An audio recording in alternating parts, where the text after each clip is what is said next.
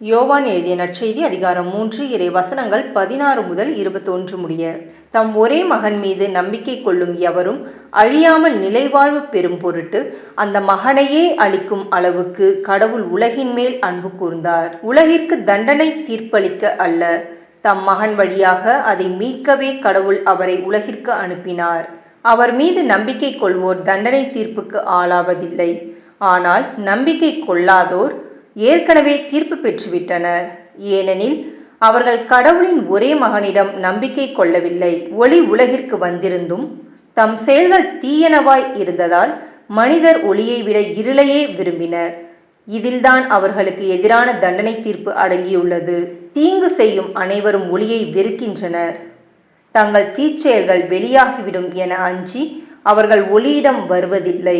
உண்மைக்கேற்ப வாழ்பவர்கள் ஒளியிடம் வருகிறார்கள். இதனால் அவர்கள் செய்யும் அனைத்தையும் கடவுளோடு இணைந்தே செய்கிறார்கள் என்பது வெளியாகும். இது கிறிஸ்துவின் நற்செய்தி. கிறிஸ்துவே உமக்கு புகழ்.